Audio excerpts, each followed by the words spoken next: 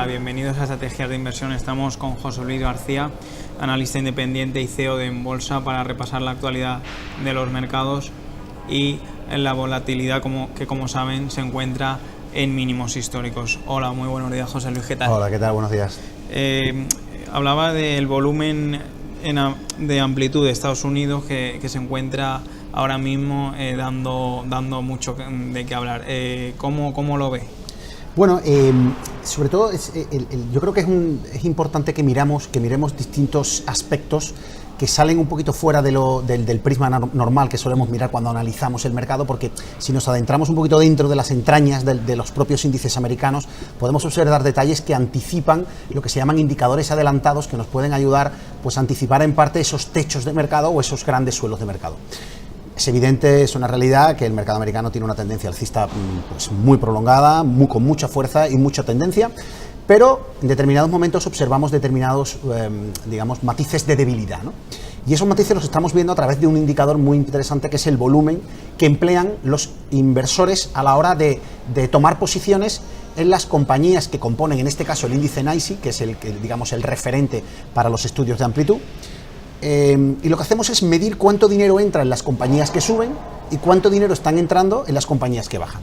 Lo normal es que si el mercado sube de una manera sana y sólida, el dinero que entra para hacer que el mercado suba tiene que ser una gran cantidad de dinero, y eso hace que el mercado suba. Pero si el mercado está subiendo y el volumen que entra no es un volumen alto en las acciones que están provocando esa subida, lo que quiere decir es que el mercado está subiendo, pero no de una manera, digamos, sana. Hay algo dentro que no termina de cuadrar. Para ello utilizamos ese indicador que se llama el volumen avance-descenso acumulativo, es decir, vamos acumulando en cada sesión el dinero que se va metiendo en la entrada y el dinero que se va metiendo en las acciones que bajan. Si observamos la gráfica que les muestro, ese mismo indicador que aparece reflejado en negro muestra lo que se llama una clara divergencia bajista, es decir, el mercado americano sube en sus dos componentes, digamos, más amplio, como es el Nasdaq Composite, que ya sabemos que tiene cerca de 5.000 compañías, y el NYSE, que tiene unas 4.000 compañías. En esos dos, que son un referente claro de lo que es la amplitud, observamos cómo el mercado va paulatinamente subiendo, pero es que en las últimas 10 sesiones el volumen que emplea para subir no es creciente, es todo lo contrario, es decreciente.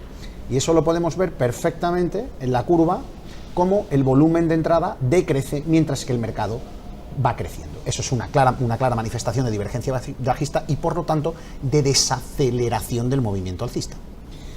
Este dato en sí mismo, si además lo comparamos con datos de sentimiento de mercado que yo he ido escribiendo durante las últimas semanas en la página de Estrategias de Inversión, en la sección del Experto Opina, cómo determinados índices de sentimiento nos estaban dando unos datos estratosféricamente altos desde el punto de vista histórico, pues tenemos un mercado alcista sin volumen y con mucha complacencia.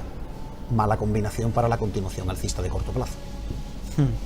En cuanto al sentimiento de mercado, vemos que la mayoría hay mucha confianza, como muestran diferentes, la CNN, la Asociación Americana de Inversores Individuales. ¿Qué conclusiones podemos sacar de todo ello? Pues complacencia. Demasiada complacencia. Ya sabemos que al mercado no le gustan los extremos, ni le gusta el pánico, porque el miedo es sano, igual que la confianza, pero el extremo de confianza, lo que es la complacencia, o lo que es, por otro lado, el pánico, esos sentimientos extremos, el mercado los rechaza. ¿Cómo los rechaza? Haciendo movimientos contrarios. Es decir, cuando todo el mundo piensa que algo es lo que debe pasar, el mercado hace lo contrario, porque ya sabemos que está dirigido por los inversores institucionales y ellos viven de la pérdida del minorista, entre otras cosas, ¿no? Por lo tanto, hay que dar esa sensación de calidad o esa sensación de bienestar, esa sensación de confianza, y cuando el mercado está confiante, los inversores individuales entran en masa y eso provoca un cambio de dirección en el mercado. Suele ser lo más habitual. Ha citado algún indicador que para mí son referentes y ya los nombraba en mis artículos de opinión. Uno de ellos, por ejemplo, es la CNN, que es el indicador de sentimiento de mercado que publica pues, la prestigiosa cadena de televisión norteamericana. Para ese indicador se utilizan 7 subíndices, o sea, 7 subindicadores. Yo he traído uno de ellos para que nos sirva, entre ellos, por ejemplo, uno muy conocido es el VIX, forma parte de eso, y otro es la distancia, por ejemplo, del precio con la media.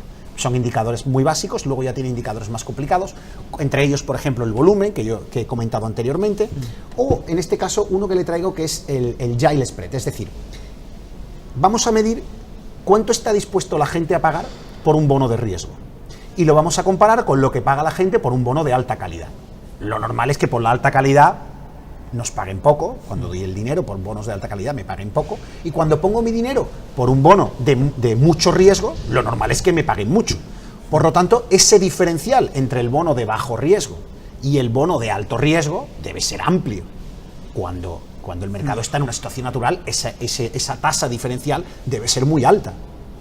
Pues actualmente el diferencial que existe, por ejemplo, he traído en el último, prácticamente el último año de la evolución de este diferencial, vemos que es bastante o relativamente normal que se mueva por encima del 2%, el diferencial entre el bono de alto riesgo y el bono de confianza. Pues a día de hoy, por ejemplo, lo tenemos en el 1.83. Es el dato más bajo que estamos viendo en lo que va de año. En todo el año es el dato más bajo que tenemos. Eso es un indicativo de extrema confianza. ¿Por qué? Porque a la gente le da igual invertir en alto riesgo, porque tiene tanta confianza en la evolución buena de la economía y del mercado en general, que me da igual comprar un bono de una empresa triple B que comprar un bono de una empresa triple A. Prefiero la triple B porque me pagan un 1,83 más, que es una miseria, cuando lo normal sería que nos moviéramos por encima del 2, 2,4, 2,5, como vimos, por ejemplo, en noviembre del año pasado, que el diferencial estaba por encima del 2,4, y hoy lo tenemos por debajo del 1, en los entornos del 1,80. Por lo tanto, es un índice de confianza muy claro.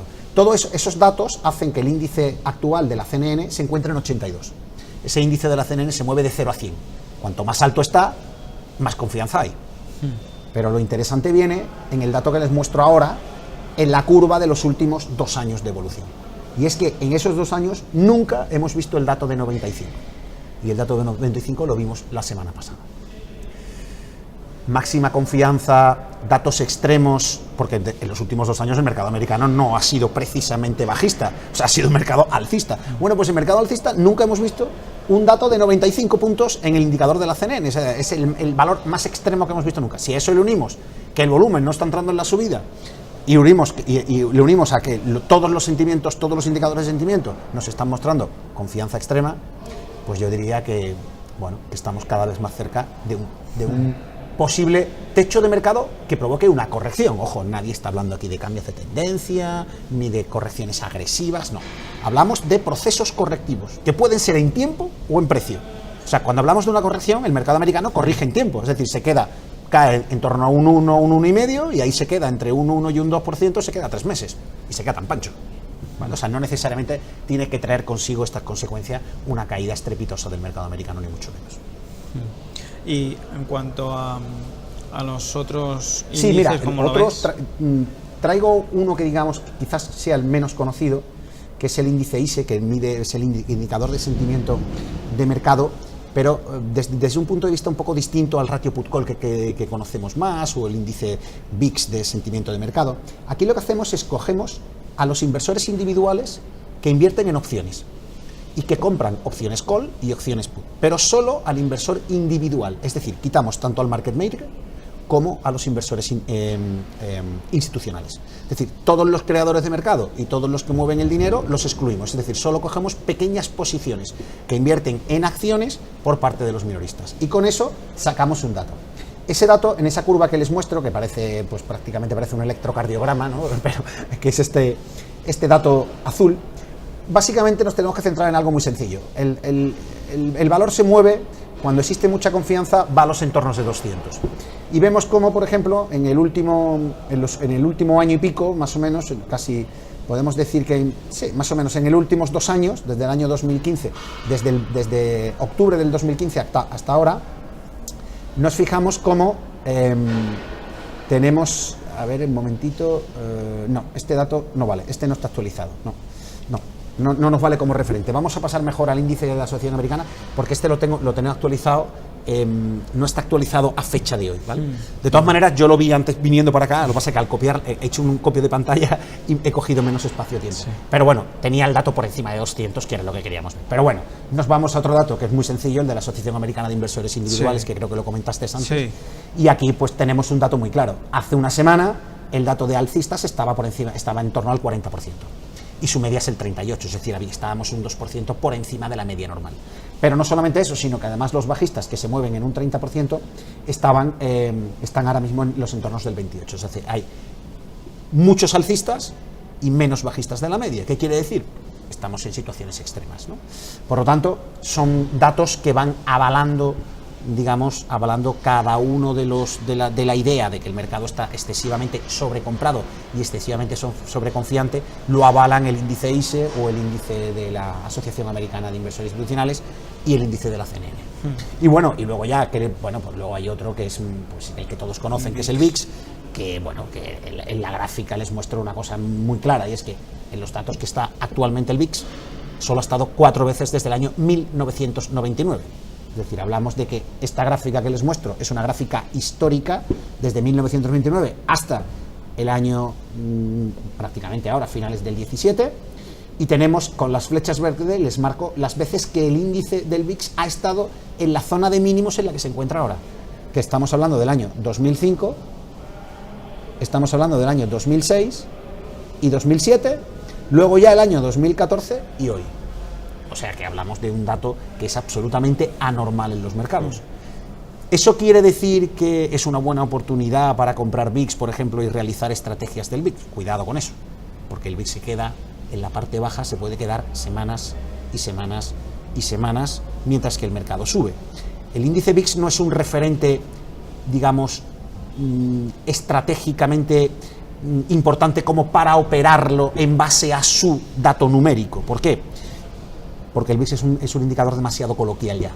Es un indicador que conoce todo el mundo. Antes era un indicador más mayorista o más institucional, y ahora es un indicador claramente minorista que utilizan los operadores individuales para realizar estrategias. Con lo cual el VIX ha perdido mucha calidad como referente de sentimiento de mercado. Sí. Y en cuanto a las pautas estacionales, ¿cómo ve, cómo se comporta en este tramo final de año normalmente el S&P 500, por ejemplo? Bueno, como estábamos hablando, y damos con el VIX del S&P que estábamos hablando, pues, ¿cómo podemos...? En el tema de la estacionalidad, el tema de la pauta estacional, antes lo comentaba contigo, hay un error bastante común en el tema de la estacionalidad, y es que la gente piensa que la pauta estacional óptima para invertir a final de año es la pauta estacional que se produce en diciembre, el famoso rally de Navidad, esos 20 días de diciembre más o menos, que cuando el mercado es una pauta estacional excelente, ojo, o sea, no digo que sea un error invertir por pauta estacional en diciembre. Me refiero a que la pauta estacional no es del mes de diciembre, la pauta estacional es una pauta trimestral, es decir, el último trimestre del año, octubre, noviembre y diciembre, son claramente los mejores meses para invertir en el mercado de renta variable global, ¿vale? En el caso de Estados Unidos se ve de manera muy relevante o de manera más relevante que en el caso europeo, pero si quieres podemos ver esa pauta estacional tanto en Estados Unidos como en el IBEX, para que veamos un poco la diferencia, ¿no?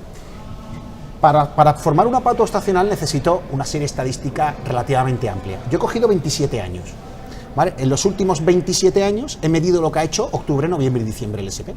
Entonces tú coges el año 1, año 2, año 3, y con eso, con la evolución de los 27 años, generas una curva. Bueno, esta curva negra que ven aquí, en la gráfica que les muestro, esta curva negra es la curva de los últimos 20. De los 27, la curva que aparece es la curva de los últimos 20. Pues se observa claramente cómo en octubre hay un punto de inflexión del mercado bajista, hay un punto claro de inflexión, y hay una recuperación al alza que le lleva en torno a un 4% aproximadamente, ¿vale? Movimiento al alza. Si se fijan, los meses de octubre, noviembre y diciembre son meses claramente de recuperación del mercado de la renta variable, por lo tanto suelen ser los mejores meses para invertir en el año. Yo he cogido la fecha del 1 de octubre al 31 de diciembre y en este plazo, que son unos 91 días aproximadamente, en esos 91 días vemos como de los 27 años que he usado para medir la pauta estacional, para dibujarla solo 20, pero para medirla la pauta estadística he usado 27, de esos 27 años, 22 al mercado americano ha sido alcista en ese trimestre. Me parece que es un porcentaje altísimo, estamos hablando de un 81% de probabilidad de éxito, es decir, de cada 10 operaciones que yo abro el 1 de octubre en el S&P y cierro el 31 de diciembre, de cada 10 operaciones, 8,1 operación son positivas. Si yo todos los años, a partir de ahora en adelante, abro una posición el 1 de octubre y la cierro el 31 de diciembre, la probabilidad estadística a día de hoy es de que cada 10 años, 8,1 me lleve la operación, ¿de acuerdo? ¿Qué movimiento podemos esperar el último? La media. Cogemos esos 27 años y miramos la media. La media de movimiento de los últimos 20 años es una subida del 4,36. Por lo tanto, yo creo que es un movimiento bastante interesante, movimiento al alza, con una probabilidad de éxito alta y una tasa de rentabilidad importante. Esto no cuadra con lo que estamos hablando ahora de que estamos cerca de un techo de mercado por volumen y por sentimiento de mercado. No cuadra, pero bueno, también hemos dicho que no necesariamente la caída tiene que ser una caída brusca, puede ser un mercado lateral y luego terminar el año subiendo. Hay que tener en cuenta también que en octubre ya está incluido la subida que se ha producido desde el 1 de octubre hasta ahora en el mercado americano, que ha sido un movimiento bastante aceptable tanto en Europa como en Estados Unidos, o sea que eso también hay que verlo. Y en cuanto al IBEX y, por ejemplo, un valor tan conocido en España y con tanta aceptación entre los minoristas como Telefónica, ¿cómo se comporta? Pues mira, en España realmente la tasa de los últimos 27 años baja. En Estados Unidos hemos visto que el porcentaje de acierto era de un 81, aquí baja a un 70. Es decir, de 27 años, de los 27 años consultados, 19 termina siendo positivo el mercado español y 8 termina en negativo. Por lo tanto, vemos que baja levemente. El rendimiento de los últimos 20 años medio también se va a 2,57%.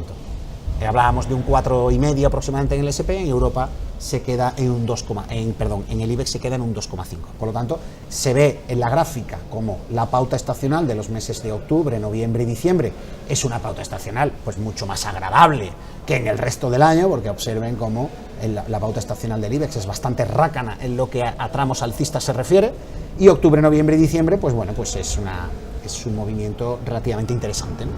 Hablamos de un 2,5% y por lo tanto una pauta estacional aceptable. Pero quizás la que tú comentabas, que hemos estado mirando algunas y hemos visto esta del Telefónica, porque creo, como tú dices, que es un referente en el mercado español y aparte es una pauta estacional, yo creo que bastante interesante. Fíjense cómo en octubre, a partir del 10 de octubre hasta aproximadamente el 4 de noviembre, es decir, en este tramo pequeñito, solamente en un tramo de un mes, me he traído la rentabilidad del tramo de un mes, pero si se fijan, hasta diciembre la pauta continúa. Lo que pasa es que, bueno, por hacerlo de más actualidad, como hoy estamos a día 19, pues más o menos para que viéramos este movimiento de rally que tiene en el mes de octubre y un poquito de noviembre. Pues vemos cómo de los 27 años suben 20. Es decir, tiene una tasa de acierto alcista de un 74% en octubre y noviembre. Y la probabilidad de subida en los últimos 20 años se va a un 5,5. Es decir, Telefónica sube más en octubre y en noviembre que el IBEX y que el SP500. La mejor pauta estacional para invertir es entre octubre y diciembre, como se puede observar en la gráfica. Entre octubre y diciembre es la mejor pauta estacional y el rendimiento de Telefónica es superior y mejor que el del IBEX 35 y que el del SP500. Por lo tanto, estamos en una buena pauta estacional y dentro de esa buena pauta estacional hay patrones muy interesantes. El de Telefónica es uno, pero les dejo uno solamente en el aire, que es una compañía norteamericana que conocemos todos, que se llama Costco. Bueno, pues Costco se mueve en ratios del 91% de acierto en el último trimestre, es decir, de los últimos 20 años sube 18 de esos 20 años. Se lo dejo ahí un poco en el aire para que, por si alguien quiere mirar la gráfica de Costco, verá que la mejor pauta estacional para invertir en ella es en el último trimestre del año. Sí, y luego en cuanto a los más afamados analistas de Wall Street, ¿qué están viendo en el IBEX 35? Pues te traigo una gráfica. Normalmente cuando hago vídeos suelo comentar.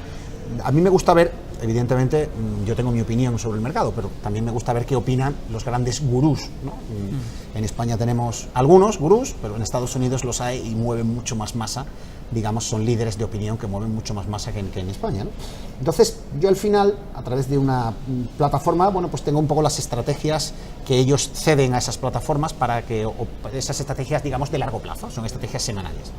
Bueno, te he traído 6 que considero que son referentes en Estados Unidos y en los medios de comunicación. Todos ellos intervienen pues en la CNN, ¿no? Pues en los distintos programas, en Bloomberg, bueno, son referencias. Traigo a Red Takasugi, que es un analista y operador japonés afincado en Estados Unidos.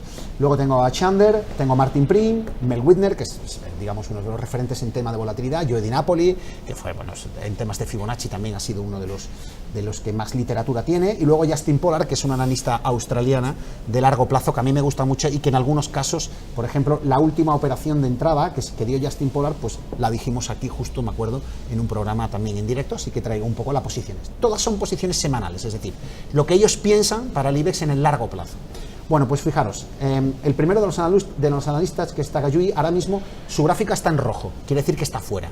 ¿Vale? Aquí se ve muy fácilmente, esa gráfica rojo, lo que nos quiere decir es que ese analista está fuera del mercado español. Shander, si se fijan, ha estado dentro, toda la parte verde significa que está dentro, y ahora el color negro lo que nos viene a indicar es que está neutral, es decir, no se pone bajista, pero la posición alcista la ha cerrado, se queda neutral, expectante, no es bajista, pero ahora mismo permanece fuera del mercado español. Martin Pring acaba de pasar de alcista, fíjense las últimas señales de compra que ha ido dando, acaba de pasar a bajista, o sea, bajista, se ha cerrado de la posición y se queda fuera del mercado. Winder está dentro, mantiene su posición, ha entrado comprando en niveles de 10.500 aproximadamente y se mantiene dentro, todavía no ha cerrado posición. Jody Napoli está entre bajista y neutral, le pasa un poco como a Shander, ¿no? Están los dos, digamos, en posiciones neutras, expectantes del mercado, fuera de la posición larga, pero neutrales. Y la última, que es Justin Pollard, que es, digamos, esta analista que te digo norteamericana, que es una mujer que me gusta mucho cómo trabaja en los modelos de largo plazo, pues fijaros dónde entró en la zona de los 9.000 y se acaba de cerrar hace escasamente 4 o 5 semanas, ha cerrado su posición alcista, manteniéndose ahora mismo fuera del IBEX. Por lo tanto, de los 6 analistas que hemos repasado en Estados Unidos, son un japonés, un australiano y 4 americanos, vemos cómo de estos 6 analistas afamados, 2 están bajistas, 2 están neutrales y tan solo 1 permanece dentro, 3 fuera, 2 neutrales y 1 largo. Solo 1 de 6 apuesta ahora mismo por el mercado del IBEX 35. Bueno, algo de referencia tendremos que aprender de los grandes gurús norteamericanos. Y también podemos ver dónde está entrando el dinero, en qué sectores están moviendo más dinero en Estados Unidos y en Europa. Bueno, en Europa, evidentemente, si estamos viendo que el IBEX está lastrado por los problemas internos nuestros, pero realmente antes de esos problemas internos, que los teníamos, realmente no terminaba de arrancar. El mercado europeo sí ha arrancado, hemos visto cómo hay una clara mejora en Europa, pero claro, Europa y el Eurostoxx 50, aunque parezca que no, el peso de España, de las compañías españolas, lastra el posible movimiento alcista. Eso hace que el dinero sea receloso con respecto a Europa. El dinero está muy claramente focalizado desde el punto de vista geográfico, está claramente focalizado en Asia y en Estados Unidos, y en Estados Unidos fundamentalmente en el Nasdaq. Y en Asia, pues el dinero está muy focalizado entre Japón, China, son las 2 grandes regiones asiáticas donde se está invirtiendo, y Europa la tienen en una segunda línea, Latinoamérica también, ¿vale? O sea, la zona de Latinoamérica, China y Japón son los 3 grandes referentes de entrada de dinero actualmente desde el punto de vista geográfico, y en Estados Unidos y Europa lo tienen relegado a un segundo plano, Europa por España básicamente, y en Estados Unidos por, digamos, el miedo a las alturas, el vértigo. Entonces, claro, a la hora de analizar el dinero, cómo entra el dinero dentro de Europa, pues el dinero entra poco, y el único sitio donde entra de una manera alegre es en el sector tecnológico. La industria tecnológica es donde, digamos, el dinero fluye con más calidad, y luego tenemos también los materiales básicos y la producción industrial. Es decir, nos focalizamos en la parte amplia del ciclo, la parte alta del ciclo económico de rotación del dinero, que básicamente lo forman pues, los materiales básicos, que es la materia prima, la producción industrial y la tecnología, que lo que necesitan esos pues es que la economía vaya fluyendo, que haya un desarrollo importante de la economía. Y en Estados Unidos pues tenemos, casualmente o no, la misma combinación: tecnología, materiales básicos e industriales. Por lo tanto, si hay que invertir en compañías europeas o norteamericanas o a nivel mundial, si buscamos referentes de inversión a nivel mundial, hay que focalizarse en todo lo que esté relacionado con los materiales básicos, es decir, con la materia prima no agrícola, ojo, no la agrícola, que esa está muy mal, pero la industrial, la referente a metales básicos, está relativamente bien. Hay que buscar invertir en industriales, en producción industrial, ya sea ingeniería, ya sea transporte, todo lo que está referenciado a la ingeniería, tanto general como transportes como industrial. Y luego tenemos la parte tecnológica, que hay, bueno, en Estados Unidos es que el Nasdaq está a un nivel estratosférico, semiconductores, computer hardware, servicios de computadoras, todos esos sectoriales están, digamos, en una fase absolutamente de crecimiento.